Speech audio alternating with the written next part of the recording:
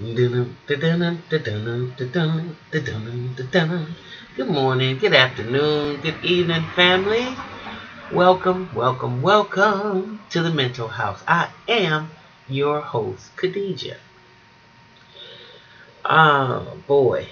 You know, the first thing I want to say, because I had a flashback and I heard that Dylan Roof got beat up in jail by a guy named Dwayne Stafford. I think that's his name. Um, and the development since that time has been that the person Stafford has since been released, and he had a bail set at $100,000. So I'm pretty happy about that. I mean, I'm glad that he's out of jail, and I'm glad that the folks raised the money to get him out. I just hope that um, this gives him an opportunity to whatever egregious behavior that put him in that situation in the first place. Maybe this opportunity will give him a chance to revamp and rethink some of the ways he rolled, and that he'll have a different perspective. That's the only thing I can think about that. And a lot of people think that that's wrong for me to say that, but when I think about Darren Wilson, I'm sorry, the police that did that, was at Mike Brown. When I think about that and how much money was raised for that individual through GoFundMe, I just thought that was one of the most narcissistic type of uh, energies that I've ever been played with. I mean, that's a perfect example of how we roll over here in America. So that's why I stick to that narcissistic type of thing all the time until we get blue in the face with it, because that's it's a psychological cesspool. The people that started this country were, what were they, the Red Sox, whatever they called them, they were dregs.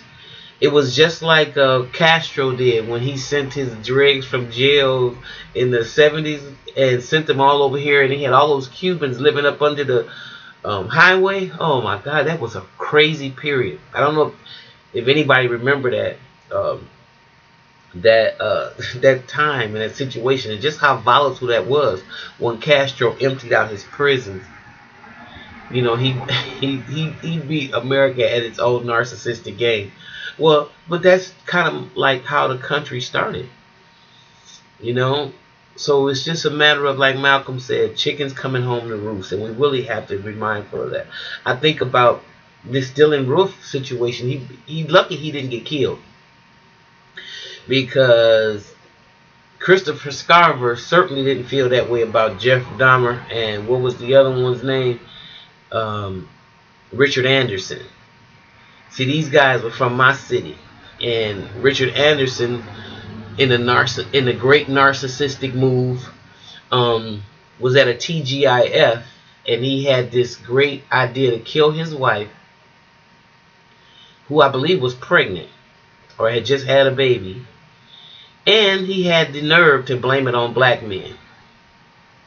Had the police and everybody looking for these black suspects, because all you really got to say in America is the nigger did it. and because we don't understand that we were brought here for a specific work and a specific duty, and that duty is up, that really the narcissism that's inside the system is really perpetuating itself, and we don't seem to be able to put the dots together. But I do contend, though, that we're waking up. However late in the game it is, we are beginning to wake up. And what's going to happen is nature is just going to dictate that this crazy behavior stops. Nature is going to dictate that, or either it's going to all be destroyed. Because you cannot continue to live hundreds and hundreds of years in turmoil. Most civilizations at least have thousands of years on them. America doesn't even have that much time under her belt. So either we're going to get this together by lifting the frequency and the vibration on the planet, or it's going to all be burnt down and tore apart, and whatever remnants that comes out of the fire will be new. And at least the system will be different than it is. We have a choice because we are in total control. But what has to happen is, and that's why I state again, I know I'm kind of all over the place, but just bear with me. I'm gonna tie it all in. That's kind of how I see things when I look at Christopher Scarver, and in terms of Jeff Dahmer. Those of us who remember that situation where you had an actual young man who was, as we say, in buck naked, who was in the streets, Conarac sent him some phone. I believe he was a Laotian young man. And because this white guy said, oh, he's my boyfriend, and we had a spat. The guy was drugged. He was out of his mind. You had girls. There were two young women. They have since moved out of the city because they were harassed so bad, by the way. Last time I talked to one of them, they were working at a fast food restaurant, and she was saying that they were leaving. She was leaving for sure. But to make a long story short, let me get back.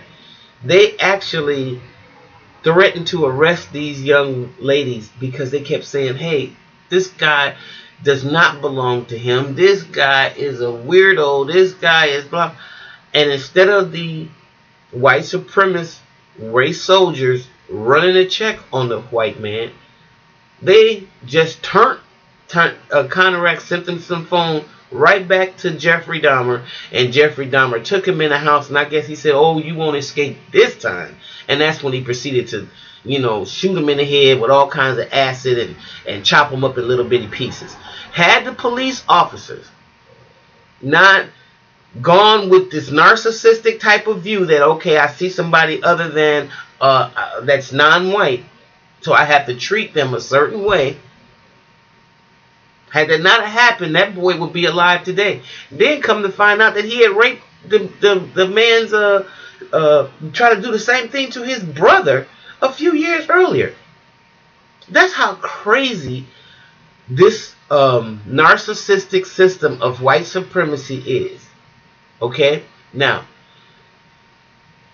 you can only deal with it from a family case by case, house by house basis. And the more we stick on this narcissistic theme, that's why the DSM took it out. They were like, oh, we can't, this is crazy because this is us and this is how the country was built.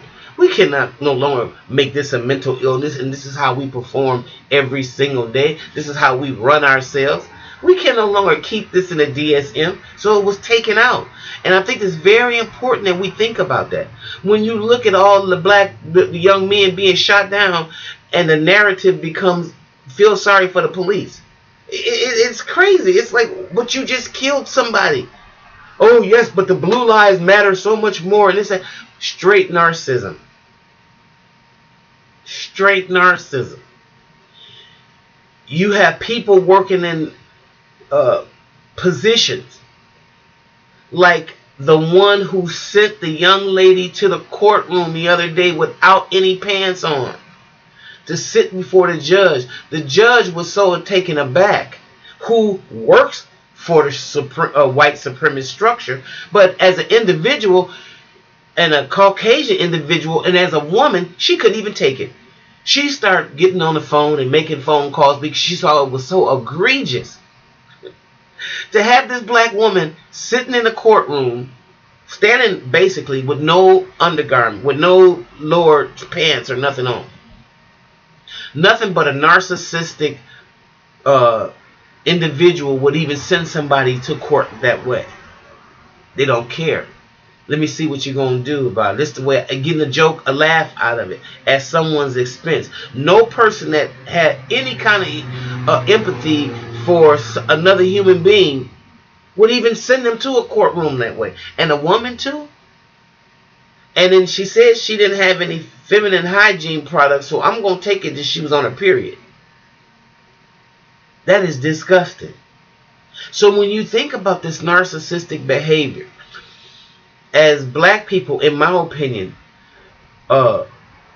yes, the construct of white supremacy is the problem.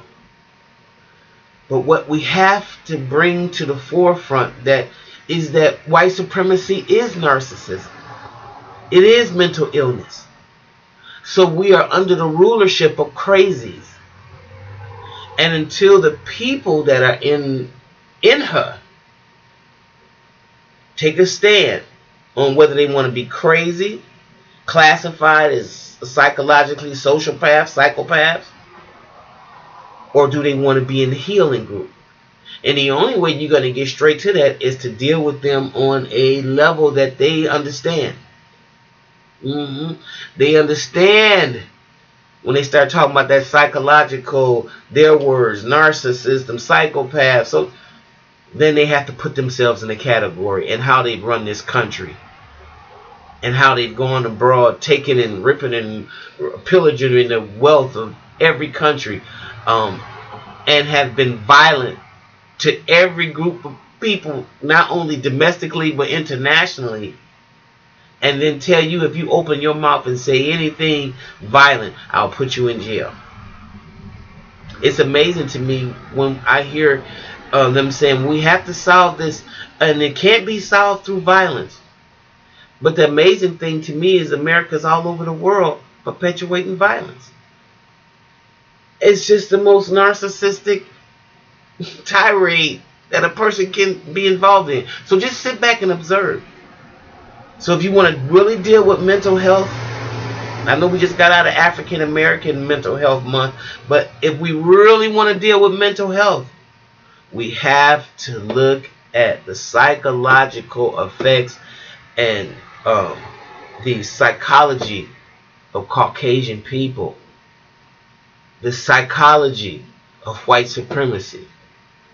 So either we're going to stay with it, or we're going to know that the people, black and white, need healing from up under this system of mental illness.